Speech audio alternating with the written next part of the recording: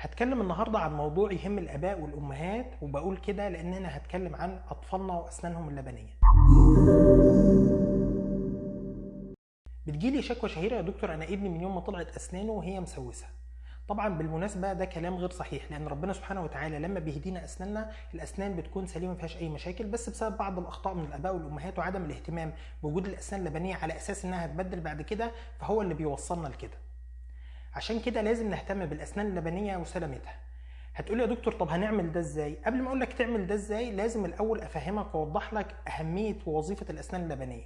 الاسنان اللبنيه هي عباره عن اسنان صغيره مناسبه لحجم جمجمه الطفل، بتؤدي معاه دورها في فتره طفولته، وبعد كده بتبدل بالاسنان الدايمه اللي هتكمل معاه بقيه عمره.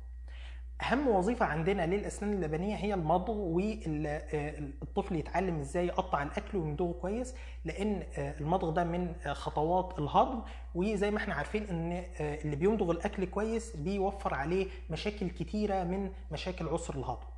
تاني حاجة الكلام، ان الطفل بيتعلم الكلام بالصورة الصحيحة ومخارج الحروف عنده بتكون سليمة. تالت حاجة وظيفة جمالية، بحيث ان هو يبقى زي زمايله مش فاقد حاجة في الأسنان الأمامية، ويبقى شكله زيه زيهم عشان التنمر وكده. رابع وظيفة ويمكن انت أول مرة تسمع عنها، ان الأسنان اللبنية بتؤدي أو بتلعب دور كوسيط للحفاظ على نمو الفك بالصورة السليمة، وبالتالي بتحافظ لي على وبتحفظ لي مكان الأسنان الدايمة لما تيجي تطلع مستقبلا إن شاء الله. عشان كده لازم نحافظ على الأسنان اللبنية وعلى سلامتها، لأن أي إهمال فيها هيؤدي بالتأثير السلبي على كل الوظائف دي. طب هو يا دكتور فعلا ممكن الأسنان اللبنية تطلع مسوسة؟ لا، الأسنان اللبنية مش بتطلع مسوسة، بس هو في غلط بيحصل من الأمهات أثناء فترة الرضاعة، وبسبب نقطة هم مش فاهمينها هو اللي بيوصل لكده. يعني يا دكتور هنعمل إيه؟ يعني هنغسل أسنان الرضيع؟